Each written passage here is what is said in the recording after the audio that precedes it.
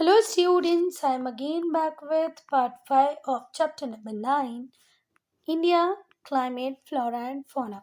Students, I hope you all have seen part 1, part 2, part 3, and part 4 of this chapter.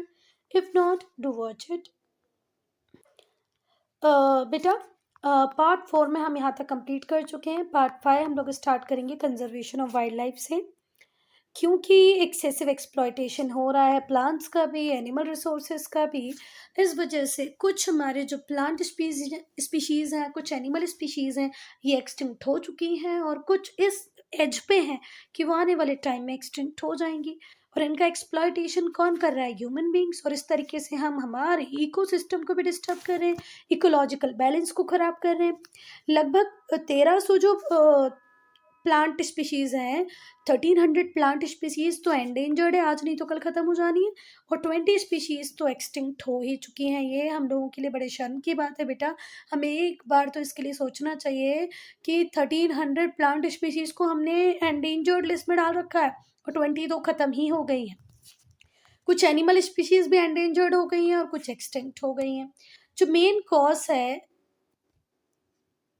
जो major reason है इस threat का, इस चेतावनी का, वो ये है कि जो ग्रीडी हंटर्स हैं कमर्शियल पर्पस के लिए इतनी ज़्यादा हंटिंग कर रहे हैं कि एनिमल्स एक्सटिंक्ट होते जा रहे हैं, प्लांट वैरायटी ख़त्म होती जा रही है. चलो, एक तो हो गया हंटिंग. दूसरा, pollution due to chemical industrial waste. कुछ एनिमल्स को हमने मार दिया, कुछ प्लांट्स को हमने मार दिया. कैसे? पोल्यूशन की वजह से. ठीक है, हम जो फ्लोइंग वाटर है, भले वो रिवर का हो या किसी लेक का हो, किसी पॉन्ड का हो, उसमें जब हमारे केमिकल वेस्ट को डंप कर देते हैं, इंडस्ट्रियल वेस्ट को डंप कर देते हैं और उसी वाटर का जब यूज़ प्लांट्स और एनिमल करते हैं तो ऑब्वियस सी बात है उन्हें हार्म होता ही हो. एसिड एसिड डिपॉजिट्स की वजह से भी बहुत हार्म हो रहा है प्लांट्स और एनिमल्स को. रेकलेस कटिंग जो हम कर रहे हैं फॉरेस्ट की ही, कि भाई उस फॉरेस्ट एरिया पे अभी तो जंगल ही है, उससे हमें क्या मिल रहा है, हम कल्टीवेशन करेंगे तो गेहूँ दाल चावल मिलेगा. And inhabitation are also responsible for imbalance in our ecosystem. ठीक है, तो हमारे इकोसिस्टम में अगर कोई इम्बैलेंस आ रहा है तो उसके लिए हम ही जिम्मेदार हैं. या तो हम जंगलों को काट रहे हैं रहने के लिए या उस पर खेती करने के लिए और बाद में इकोलॉजी को ज़ीरो बना रहे हैं.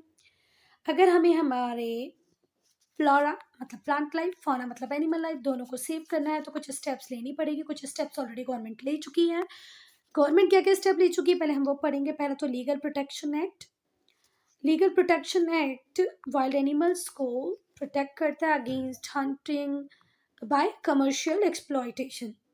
ठीक है, जो कमर्शियल हंटर्स होते हैं, जो कमर्शियल पर्पसेस के लिए हंटिंग करते हैं, उससे एनिमल्स को बचाने के लिए लीगल प्रोटेक्शन एक्ट आया है under the provision of wild life protection act 1972. Wild life protection act कौन सा है? 1972.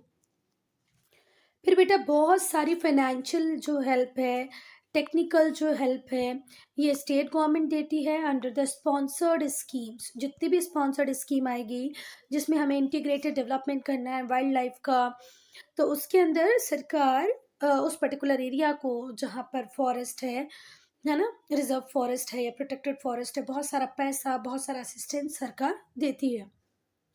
जैसे प्रोजेक्ट टाइगर के लिए बहुत बड़ा फंड गवर्नमेंट रिलीज़ करती है, प्रोजेक्ट एलिफेंट के लिए कि भाई हम इन्हें बेटर प्रोटेक्शन कैसे प्रोवाइड करा सकें. उसके लिए अगर जो भी नीड चाहिए, आपको जो भी चीज़ें चाहिए आप लेके आ सकते हो. फंड्स कौन देगा? State government. जो गवर्नमेंट. अब बेटा ये बहुत इंपॉर्टेंट है, बहुत इंपॉर्टेंट है, ज़रा ध्यान से सुनना. यहाँ से ऑब्जेक्टिव क्वेश्चन है, 1 मार्क क्वेश्चन बनेगा. कितने नेशनल पार्क है हमारे इंडिया में? 103. कितनी wildlife sanctuaries, bird sanctuaries है? 535. कितने बायोस्फीयर रिजर्व है? 18. फिर से एक बार सुनो, बायोस्फीयर रिजर्व कितने हैं? 18. बर्ड सेंचुरीज कितनी है? 535. नेशनल पार्क्स कितने हैं? 103. ठीक है, ये हमने क्यों बनाए हैं बच्चा? To preserve and protect wildlife. Wildlife को प्रोटेक्ट करने के लिए, प्रिजर्व करने के लिए हमारी सरकार ने बहुत कुछ किया है भाई.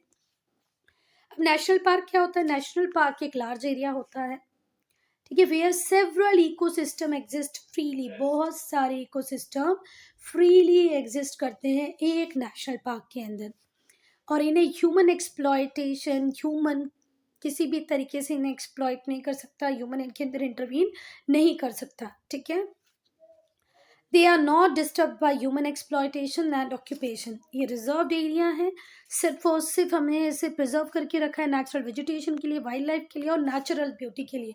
तो नेशनल पार्क में कोई economic activity for the purpose of human greed or for the purpose of anyone's private individual profit is not allowed। ठीक है, हम तुम कोई भी अपने फायदे के लिए वहां नहीं जा सकते। उस एरिया को तो इस तरीके से हम डेवलप कर रहे हैं कि वो नेचुरल वेजिटेशन को बढ़ा सके, वाइल्ड लाइफ को प्रोटेक्ट कर सके, नेचुरल ब्यूटी को बढ़ाए। उसके अंदर आप कुछ भी नहीं कर सकते। कोई डिफोरेस्टेशन यहाँ पर अलाउड, और यहाँ पर कोई कमर्शलाइजेशन ऑफ प्लांट्स भी अलाउड नहीं है। वहां पर आप अकेले टिम्बर की खेती भी नहीं कर सकते।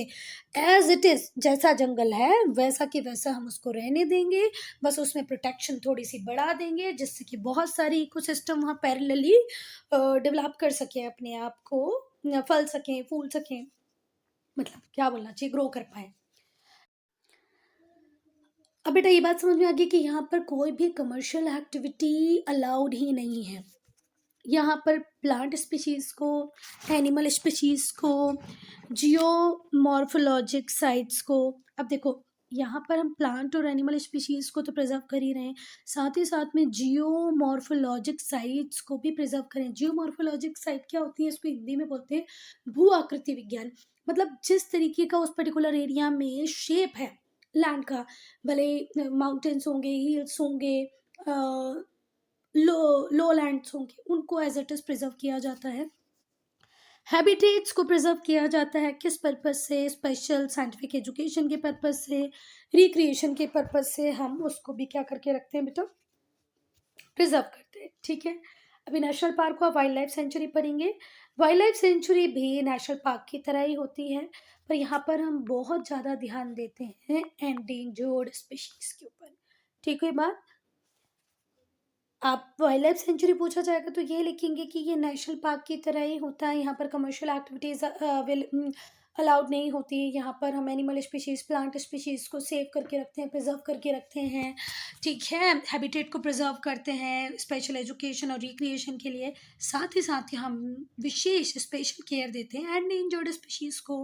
आई बात समझ में, लिख देंगे वाइल्ड लाइफ सेंचुरीज। चलो अब प्रोजेक्ट, अब हम पढ़ेंगे प्रोजेक्ट टाइगर को। तो जो प्रोजेक्ट टाइगर है उसे लॉन्च किया था कैलाश शांकला ने इंडिया में 1 अप्रैल 1973 को। ये एक इम्पॉर्टेंट और बहुत सक्सेसफुल कंजर्वेशन वेंचर रहा इंडियन मॉडर्न इंडिया का। ठीक है, इंडियन हिस्ट्री की अगर हम बात करें तो भाई कंजर्वेशन में अगर सबसे अच्छे से किसी प्रोजेक्ट में काम हुआ तो यही प्रोजेक्ट था, प्रोजेक्ट टाइगर। लॉन्च करने वाले कौन थे, कैलाश शांकला। कब लॉन्च हुआ ये, 1 अप्रैल 1973 को।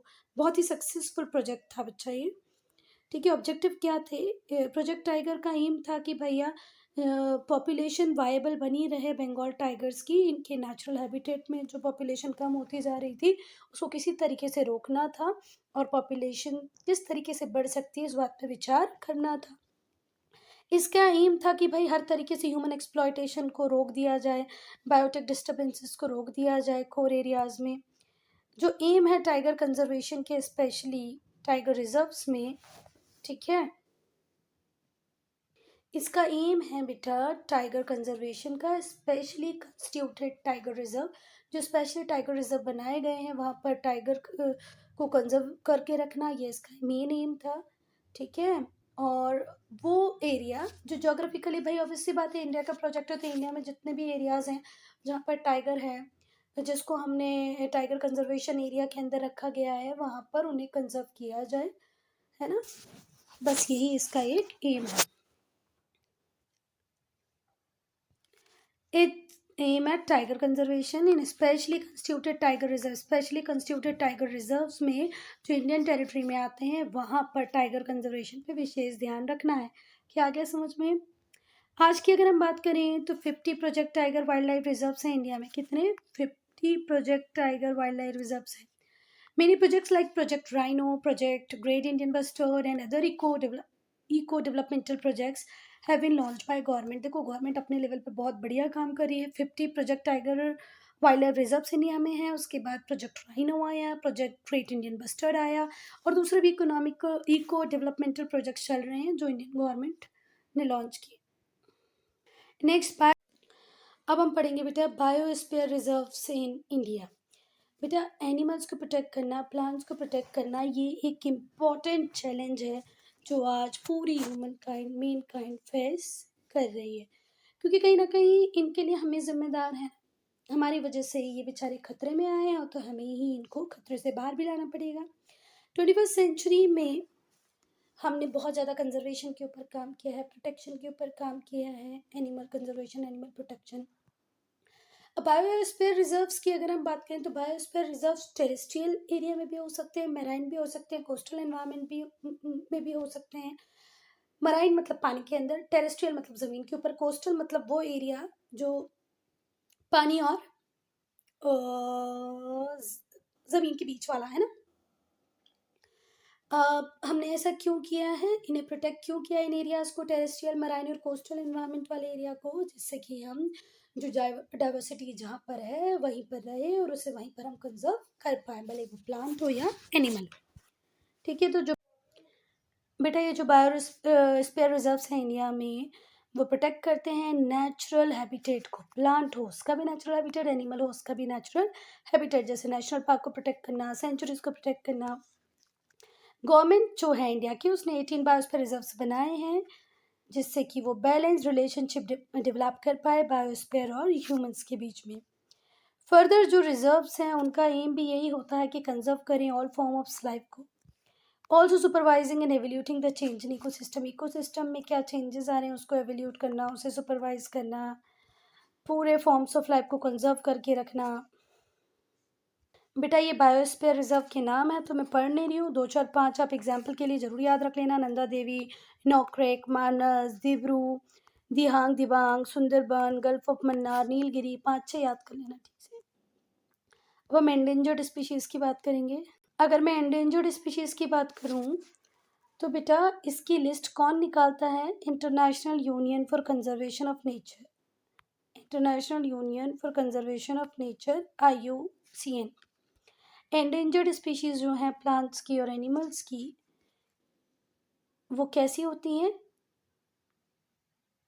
जो बिल्कुल ख़त्म होने की कगार पे हो, रेयर हो, देखने ही नहीं मिल रही है और ऐसा लग रहा है आने वाले टाइम में ख़त्म हो जाएंगी। तो IUCN एक वॉच रखता है इनके नंबर पे और रेड डेटा बुक को पब्लिश करता है, जिसमें रेयरेस्ट एनिमल्स और प्लांट्स की इंफॉर्मेशन होती है, भाई ये खतरे में हैं, अलार्म बज रहा है, कुछ करो कुछ करो। हम जो एक्सप्लॉयटेशन कर रहे हैं लैंड का, फॉरेस्ट रिसोर्सेज का, हम मतलब ह्यूमंस, हम हंटिंग कर रहे हैं, हम एनिमल्स को ट्रैप कर रहे हैं फूड के लिए एंड स्पॉट, इससे एक्सटिंक्शन हो रहा है बहुत सारी स्पीशीज़ का इंडिया में। रिसेंट टाइम में तो ये प्रॉब्लम और बढ़ती जा रही है। इन स्पीशीज़ में जो मैमल्स हैं वो हैं Asiatic, Indian Asiatic cheetah, wild जेबू, ज़िवान, ज़िवन राइनोसोरस, सुमात्रन राइनोसोरस। कुछ स्पीशीज़ बर्ड्स की भी हैं जो ख़त्म हो रही हैं, धीरे धीरे करके बहुत कम हो गई हैं। वो है pink headed duck, the Himalayan coil, Himalayan coil, species of warbler, Himachal Pradesh,